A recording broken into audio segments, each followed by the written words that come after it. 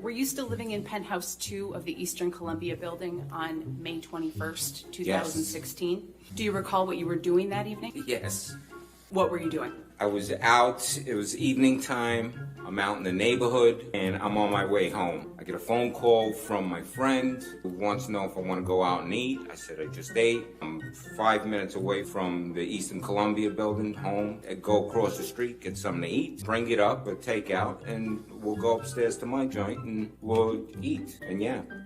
Did you meet your friend back at the Eastern Columbia building? Yeah. Around what time was that? 9:30. What happened after you met your friend? We went upstairs. Can we pull up Plaintiff's Exhibit 116 again, please?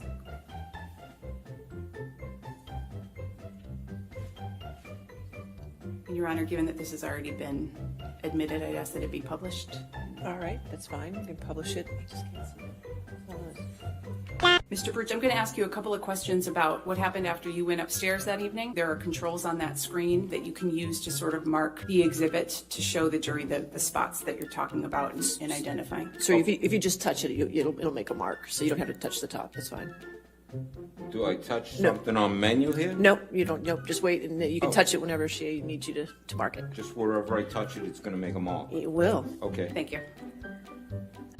Mr. Birch, when you got upstairs that evening with your friend around 9:30, Yeah. What did you see? We got out of the elevator and, you know, just like in the graph, you make a left and then you turn the corner.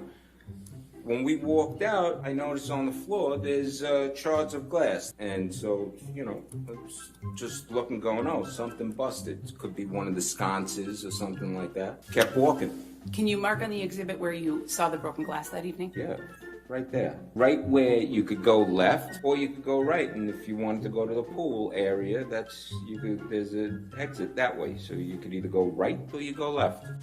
You go left, you're in the apartment, going in the hallway through the apartment, or you go right there in that spot. And so we stopped, and I'm looking at it and going, look at this. Someone must have got hammered. And at that point, right then, as soon as I said that, the door opens up, and it's Josh Drew, who pokes his head out the door, only enough for his head to come out. And I look at him and I go, what's up with the spilled wine? And I figured I'd get an explanation. He looked at me and just said, rough day. Had a rough day.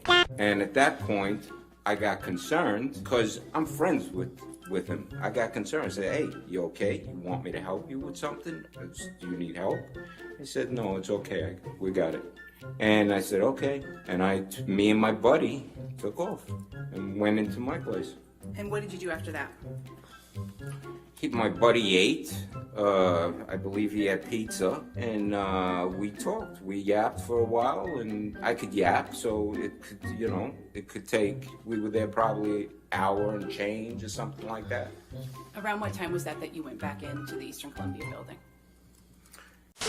Mr. Baruch, can you describe for the jury the events of the next day, May 22nd, 2016? It's my birthday. May 22nd is my birthday. I wake up, I end up texting Johnny and saying, hey, I'm going to be in town, because he's not staying at the Eastern Columbia building. He's staying in a house in town. And so I texted him, it's my birthday. I said, listen, I'm going to be in town. I'm going to come by and to have a birthday drink.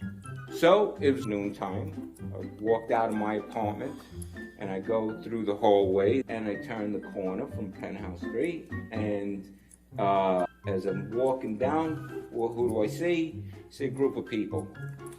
It's a guy in black shirt, black pants, Amber Heard, and I see Josh Drew, who's leaning up against the door, and the door is open. Something's going on, and as I'm walking up, I'm saying, hey, what's up? What are you guys doing? As I'm walking up, Amber turns to me, and she says, Johnny came by last night. He got violent, so I'm changing the locks on 1, 3, and 5. And I'm looking at her, and she goes, oh, and don't worry about 2, you're okay.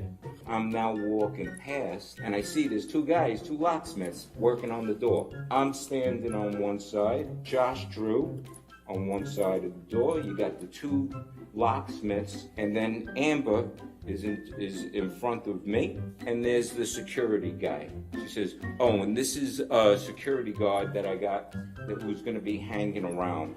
And I'm kind of taking this in and going, and I said, "Wait, what happened?"